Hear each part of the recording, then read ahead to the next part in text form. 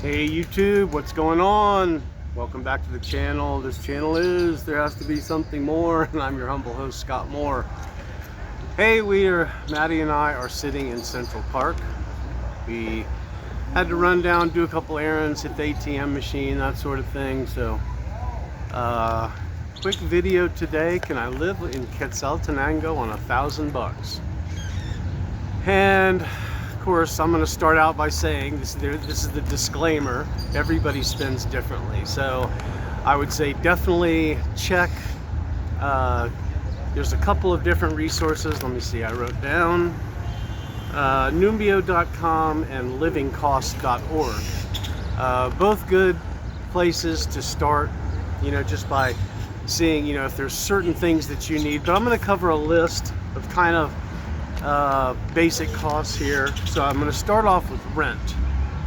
I currently pay 2,900 quetzales, which is roughly $386. Now that's for a 2-bedroom, 2-bath. It's an old place, but it's a pretty good size. There's an upstairs, a downstairs, upstairs and downstairs patio. That's outside. The upstairs patio sits and overlooks the street, so it's a great place. And it's just me and the 3 dogs, Maddie and the 2 little ones. So great place to live. Location, location, location. I love it because I am close to everything. We are 7 or 8 minute walk to the park. It's like 5 minutes to my gym. Right here next to the park is the Mercado. Right across the street is Xela, where I go almost daily to get baguettes and different breads. It is maybe a 15-20 minute walk to the supermarket, but you can jump on a microbus for about 30 cents. And it'll take you almost all the way there. You'll be a block or 2 away. And it's quick, it's easy. You can do the same thing on the way back if you want to. I usually take the bus there and walk home. The walk home is just part of the exercise, forced exercise. So I'm usually carrying a backpack full of frozen chicken for the dogs. And lots of other stuff. So I've usually got a very, very heavy backpack and then a heavy bag on each hand. So it's good exercise on the way home. Takes me about 20 minutes. So now you can also, sorry, there's an ambulance going by. You can do other rents. So mine's $386 a month right now. We were paying about $530 a month. Perfect timing for the ambulance. Out in Xela Gardens, they got me going all the way around the park. Out in Xela Gardens, we had a almost brand new, might have been brand new, very large 2-story, 4-bedroom, 3.5 bath. Beautiful place, beautiful area, very quiet. But for me, it was a little far from all the action. So finally moved back close to downtown. I will, if I can, I will always live close to downtown. I just love it around here. I like being so close to everything. I never, ever want to get a car. I don't miss having insurance payments, buying gasoline, trying to do repairs around here. I mean, I guess you could find a real good mechanic, but a lot of times you're going to get a gringo price. Trying to find parking, it's just not worth it to me. I would much rather hop on an Uber, a microbus, a regular school bus if I was going to go from city to city. I just never, ever want a car. So that part will be up to you. But if somebody wanted to find like a small private 1-bedroom, 1-bath, I bet you could find them around here. Maybe not real super close to the park, but if you got a little ways away from the park, I bet you could find a nice one for $100 $100 a month. Yeah, you can do a little investigating around and find one private bath and hot water and all that stuff for $100 a month. So that would be kind of on the low side. The high side, I can't imagine. I mean, everybody spends differently. I can't imagine spending more than $600 or $700 a month here. You can get a really, really nice place here for $600 a month. And again, that's way more than I spend. So that kind of covers rent, electric and garbage. My bill, it differs. It's been as low as $4 for the month for electric. Usually it's 25, 30 bucks a month. And that's for electric and garbage. So let's say 40. Figure on the high side. Cell phone runs about $20, $24 a month. Internet, I have high-speed internet. I teach an English class here and there online. So for an English class, I get a really high speed. So 50 bucks a month. I think the most expensive one I could find was like 65 bucks a month. So high-speed internet. Food really differs. Now, I'm vegan, so no meat, no chicken, no dairy, anything like that. And the meat would probably be one of the things that's a little bit on the high side for Guatemala. I mean, for the US, it would be way cheaper. And I even wrote down here, like, so what I'm eating, I mean, and I eat a ton because I walk 4 or 5 miles a day. I do heavy strength training 4 times a week. I eat a ton. The only thing that I've cut down recently is I'm trying to lean up a little bit, lean down a little bit. So I've stopped my bad habit of eating, peanut butter sandwiches at 11 o'clock at night, things like that.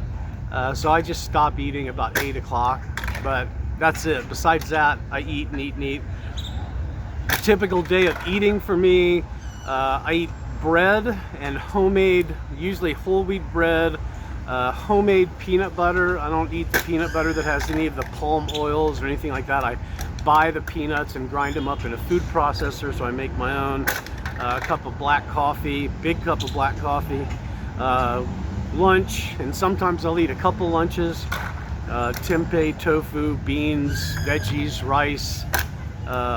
Dinner might be like coconut curry with garbanzos, tortillas, lots more veggies. And then eat a lot of popcorn, and I eat banana ice cream that I make myself, which is soy milk and frozen bananas blended up in a blender. So it makes a great ice cream for me. And that's kind of a typical day of eating. I eat a lot. I would say maximum, I can't even imagine, but let's say $400 for the month. It's $100 a week. I don't eat that much, but oh well, you can pop in other things like in my $400 a month, maybe because I am buying chicken for the dogs, and chicken for the dogs, that's going to be an extra cost. I'm not even going to include it in here because a lot of people do not have dogs and are not going to have dogs. Then you get into, vet bills, food, things like that. So that's going to be on top of this. But that, by the way, for meat, just to give you an example, and I checked a couple days ago just to find out, half a pound of beef runs about $3. You can get more expensive cuts, but so $6 a pound for a steak. I think that's pretty good. You let me know in the comments down below, how does that compare to prices in the US these days? Transportation, I put $100 a month. That's insane. I can't imagine spending $100 a month. It's 35 cents for a ride. Like if I want to go out to the mall, one of the 3 big modern malls, that cost me like 30 or 35 cents. I'm on some medication that I need, and to get to the doctor's office and back, it's a little bit far. That cost me about $6. That's basically two rides. So it's $3 there, $3 back. And that's once a month or once every 2 months. So, but most of the transportation is really, really cheap. You know, I can get around here in an Uber. I use something called InDrive, which is a Uber competitor. And there's just, you know, usually a ride is $2, $3, something like that. After that, you're gonna have to start looking at things on your own, things that you in particular spend. Like I have medications some people aren't gonna have. You know, haircut is 15 quetzales, which is like $2. So you know you're gonna pay $2 or $3 for a haircut. All these things added up, I ended up at 990 bucks, and you know, that's for the month. And add on, now I didn't add on like medication because not everybody's going to be on medication, and the medication is going to be all different. But I would suggest looking at places like numbeo.com to find any add-ons that you may need. And again, some of those numbers I made way higher than I would normally spend. But can you live in Quetzaltenango on $1,000 a month as a single person? Absolutely you can. As a couple, I would say, you know, add on another $300. You're not going to pay extra electric. You're not going to pay extra rent. Well, you know, unless you want a bigger place. Here, as you can see if you've watched my videos, the weather is spectacular. I mean, the high most days is around 70, the low around 50. The reason my electricity bill is so low is because nobody has heat, nobody has air conditioning. The weather is just spectacular. If you please would take a second, it helps us out a lot if you would like and subscribe. Sometimes we only have 10% of the people that watch the video hit the like button and subscribe. It really only takes a second, so if you could do that for us, that would be great. And if you have comments, if you have questions about cost of living here in Quetzaltenango, Guatemala, aka Xela, please ask. If you're looking for a low cost of living and a high quality of life, you may have found the right channel. If you're coming back, if you're a long-time listener, thank you very much. We greatly appreciate it. And for Maddie and I, just remember, if you need an adventure, there has to be something more.